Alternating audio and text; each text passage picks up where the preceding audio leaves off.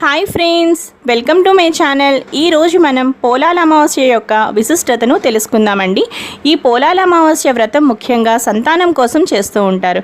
అలాగే తన సంతానం చక్కగా అభివృద్ధి చెందాలని ప్రతి పెళ్ళైన వారు కూడా, ఆడవారందరూ కూడా చేస్తూ ఉంటారు. ముందు ముఖ్యంగా పోలాల అమావాస్యలో మనం చేయవలసిన పూజ ఏంటి అంటే కంద మొక్క, బచ్చల మొక్కకి పూజ చేయాలండి. కంద మొక్క ఎలా తీసుకోవాలంటే ఒక కంద మొక్క అంటే ఒక తల్లి మొక్క, అలాగే కంద మొక్క యొక్క రెండు చిన్న పిల్ల మొక్కలు, అలాగే బచ్చల మొక్క ఒకటి, బచ్చల మొక్క యొక్క రెండు చిన్న పిల్ల బచ్చల మొక్కలు అన్నమాట. ఇలా తీసుకోవాలండి.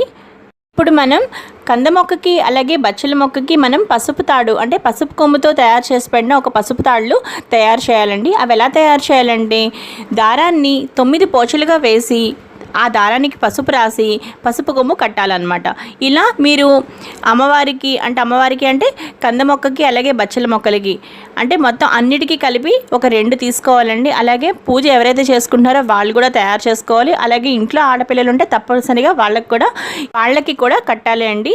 ఇప్పుడు బచ్చల మొక్కకి అలాగే కంద మొక్కలు మొత్తం ఆ మొక్కలో ఉన్నాయి కదండి, తల్లి మొక్క పిల్ల మొక్కలు, వాటన్నిటికీ కూడా చక్కగా పసుపు రాసి, కాండలు ఉంటాయి కదండి కింద, వాటికి చక్కగా పసుపు రాసి కుంకుమ బొట్లు పెట్టి అమ్మవారిగా భావించి మనం పూజ చేసుకోవాలన్నమాట. ఇప్పుడు మనం పోలాల అమావాస్య కథ చదువుకుందామండి. కథ చదువుకునేటప్పుడు ఎలా చేయాలి అంటే చక్కగా అక్షంతలు చేత్తో పట్టుకుని అప్పుడు అమ్మవారి మనం పోలాల అమావాస్య కథ చదువుకోవాలండి. పోలాల అమావాస్య కథ అందరూ శ్రద్ధగా వినండి. ఒక బ్రాహ్మణునికి 7 కుమారులు ఉండిరి. వారందరికీ వివాహములు జరిగి కోడళ్ళు కాపురమునకు వచ్చిన తర్వాత ఎవరి కాపురములను వారు చేసుకునిచుండిరి. 7వ కోడలు ప్రతి ఏటా కని పెంచుతూ ఉంది. పుట్టిన ప్రతి బిడ్డ ఏడాది తిరగకముందే చనిపోతూ ఉన్నారు. 7 కోడండ్రులు కలిసి పోలాల అమావాస్య నోము నోచుకొని వలయునని ప్రతి సంవత్సరము ప్రయత్నించుచుండిరి. కానీ ప్రతి సంవత్సరం వారి ప్రయత్నములన్నీ సమకూడిన తర్వాత 7వ కోడలి బిడ్డ చనిపోవడము, వ్రతం ఆగిపోవడము జరుగుతూ ఉంది. 7 ఏండ్లు గడిచినవి. 6 కోడండ్రులు విసుక్కుని 7వ కోడల్ని కనకపోయినా బాగుండునని తిట్టసాగిరి. 7వ సంవత్సరం అలాగే ప్రయత్నం చేసుకొనగా 7వ కోడలి 7వ కుమారుడు కూడా చనిపోయాను.